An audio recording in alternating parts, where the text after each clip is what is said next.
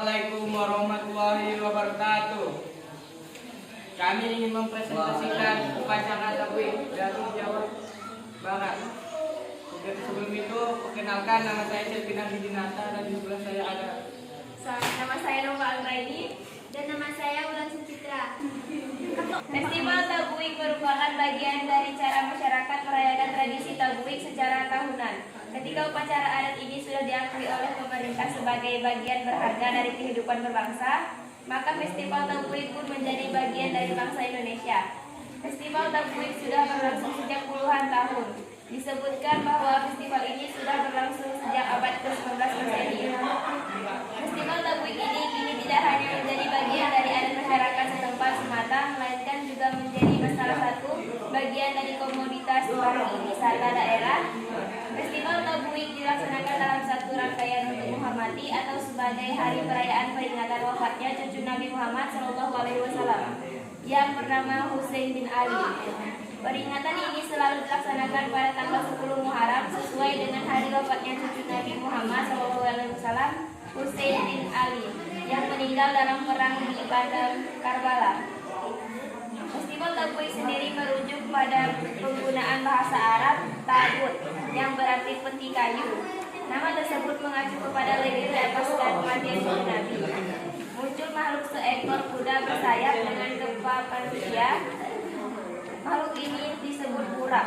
Dalam legenda itu dikisahkan bahwa peti kayu yang dibawa oleh kuda berkepala manusia itu berisi potongan jenazah Husain.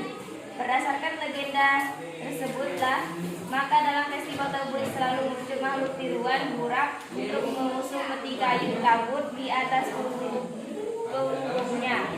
Ritual ini sendiri baru muncul sekitar tahun 1826 sampai 1828 Masehi. Tabuik pada tahun-tahun tersebut kental dengan pengaruh Timur Tengah yang dibawa oleh keturunan India penganut Buddha. Kemudian pada tahun 1910 terjadi perubahan bentuk perayaan guna menyesuaikan dengan adat istiadat masyarakat Minangkabau. Oleh karenanya, Festival Tabuik menjadi seperti yang Anda lihat saat ini. Festival Tabuik awalnya hanya ada satu, yakni Tabuik Pasa. Perubahan itu terjadi sekitar tahun 1915 ketika ada segolongan masyarakat mengajukan supaya terwujud Tabuik dalam bentuk lain. Terjadilah kesepakatan Tabuik dibuat di dua daerah, satu di daerah Pasa sehingga disebut dengan Tabuik Pasa dan Tabuik Tabuik Pasa berada di sisi selatan sungai yang membelah kota sampai ke bagian pantai Gondoria. Wilayah Pasa dianggap sebagai asal muasal terjadi tradisi Tabuik dibentuk. Sedangkan Tabuik Semarang yang berada di seberang utara sungai Pariaman sebagai kampung Jawa karena penduduk di sana dapat mendatang dari Jawa. Dalam sebuah riwayat yang tertarik tahun 1916 dan sekitar tahun 1930-an disebutkan bahwa Tabuik Semarang dalam tata cara pelaksanaannya tidak mengikuti tata cara Tabuik yang dilaksanakan di wilayah Pasa.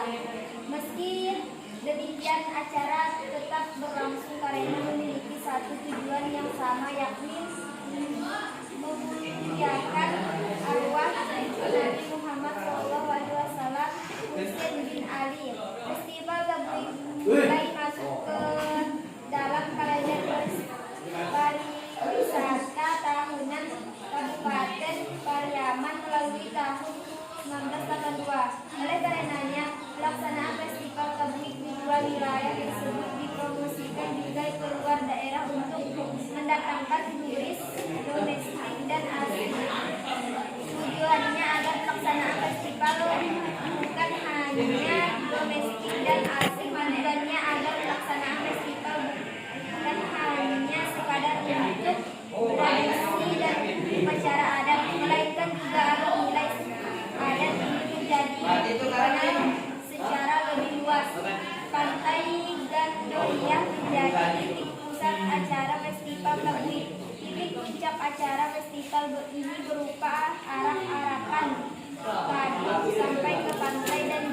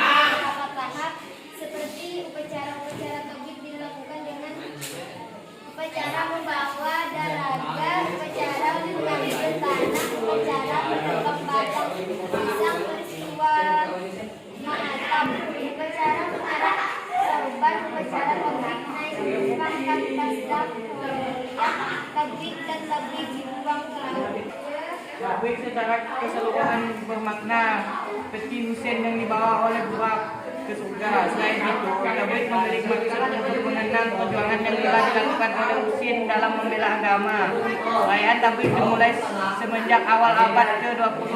Tablik yang berlangsung pada bulan Muharram itu bertujuan untuk memperingati meninggalnya Nabi Muhammad SAW yang bernama Husein. Maka akhirnya muncul istilah Oyak Husein. Tradisi tablik dilakukan secara terus-menerus setiap 10 Muharram. Dalam setiap upacara adat di Indonesia masih ada makna di balik setiap rangkaian upacaranya. Rangkaian upacara tablik memiliki prosesi atau ritual yang disebut dengan marak jari-jari. Makna dari ritual ini pernah dijelaskan oleh tokoh tertua tablik Nagari Subara Nasrul John. Dikutip dari sumber makna dan ritual marak jari-jari ialah pengumpahan jasad cucu Nabi Muhammad yang wafat karena terbunuh. Dalam prosesi tersebut diadakan replika atau bentuk tiruan jari-jari manusia yang dimaksud ke dalam panja atau wajah. Tiruan ini kemudian diarahkan ke seluruh dalam panja atau wajah. Tiruan ini kemudian diarahkan ke seluruh wilayah kota. Upacara ini dilanjutkan dengan upacara pertemuan atau prosesi yang disebut dengan ritual basalila. Acara ini merupakan pertemuan kedua belah pihak antara pelaksanaan tablik. Jadi dalam pelaksanaan ritual tablik akan ada dua belah pihak. Katakanlah pihak selatan dan utara dari satu wilayah. Keduanya akan saling bertarung dalam saat basalisi berlangsung. Kedua kubu akan saling menyerang. Mereka melemparkan gendang tasam sampai terjadi bentrokan. Tradisi ini sebagai peringatan perang yang pernah terjadi dalam menewaskan Husein bin Ali cucu Nabi Muhammad SAW.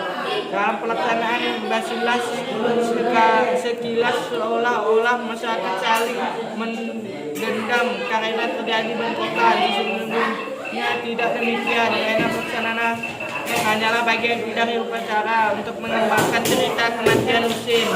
Sebelum ritual marak jari-jari dilaksanakan sehari sebelum dilaksanakan proses ritual merada-rada. Proses ini berisikan kegiatan masyarakat dalam meminta sumbangan.